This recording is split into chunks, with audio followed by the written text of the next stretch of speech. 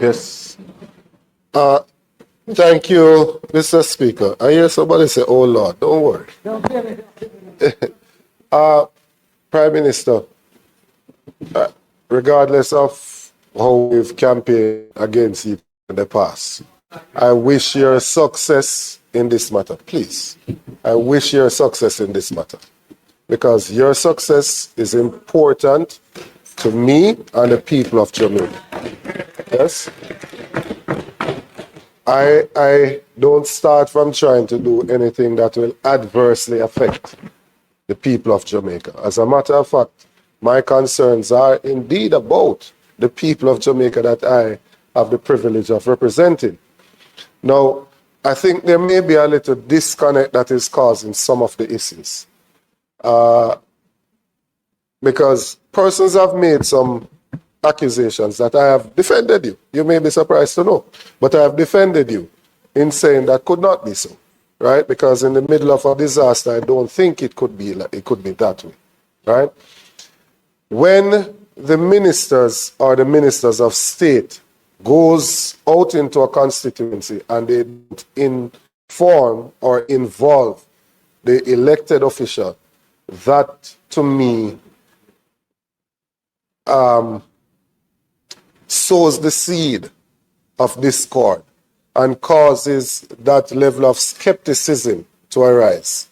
And so it may be your good office that you would need to use, sir, to say to them that when they're going out, they should ensure that they contact the persons that are duly elected and involve them in the process. So we don't find the need to suggest that the office is being circumvented or bypassing the process. That's one. Two, in terms of the distribution, I am grateful for every single thing that comes into the constituency because there is this great need for it. But what gives that perception, I think, that the member from Southwest was alluding to, is that you have people who are being benevolent. Their intentions are good, and they're coming into this space. But there isn't a location. Say you're coming into White House. There isn't a team, say, at White House Community Center that logs what is coming in to say, all right, even though I am from Beeston Spring and I want to go to my community, my family and friends, we are not trying to commandeer it. The government or myself as the MP, not saying to persons you can't go to your family and you can't assist them. What we're simply saying is that if there was a system that would log it to say 500 packages went there, then we would know that we don't need to duplicate that effort and that we need a 4-day window before we go to that community again. So I think it is some of that coordination that is needed because in the PAAC meeting, Major Gale, I think it was, that said it's 116,000 packages that have been distributed. And that would have been for a 4-day period for the 120,000 families that you just mentioned. However, we've gone 20 a day, so you would have needed 5 cycles of it. So clearly other persons would have, what other persons are doing is certainly assisting. But it is the management of that process to streamline how those resources are coming in. Because what is happening, Prime Minister, is that if you live along those corridors that people come often, then you would have benefited repeatedly. But those that are shut in, elderly, infirm, disabled, in more remote locations, you need to have that structure in place so that when things come, we can say, all right, this needs to go up into Lefwall, or this needs to go up into Kilmarnock, or New Works, or wherever it is in the inner land, so that those people can get that benefit every 4 or 5 days. So that's a simple system that I'll be asking for. But I just want to be on record as saying that this has to be all hands on deck. This has to be a response that takes the input from not just us as politicians, but it has to take the input of, as you said not long ago, of other stakeholders, church, community groups, and other persons who have the interests of Jamaica at heart as to how we get aid to those persons that are in need. I too am not a specialist in disaster, but I've had to be learning. And I've just said food, water, shelter, medical care, and then we try to get back some persons to their livelihood. And, you know, just trying to work through that process to ensure that we can assist some persons. PM, there are still persons in my own constituency that are without tarpaulins. And so if I come out and I make a comment, it is not intended. Certainly, I'm not stupid. I'm not saying something that is going to affect more relief coming to the people, whether from locally or internationally. I'm not doing anything to that.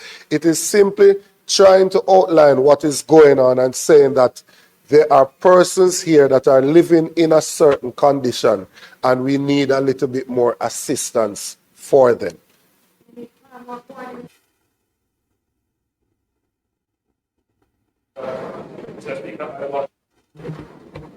Thank you, Mr. Speaker. I want to welcome the comments of the member from Westmoreland Eastern. I think I would describe it as a watershed moment in the debate on disaster response. And I welcome your comments.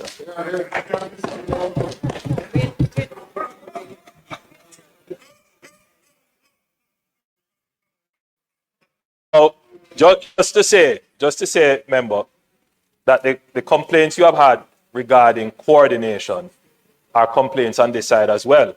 My MPs quarrel with me vociferously about people just turning up, even government entities just turning up and they are unaware.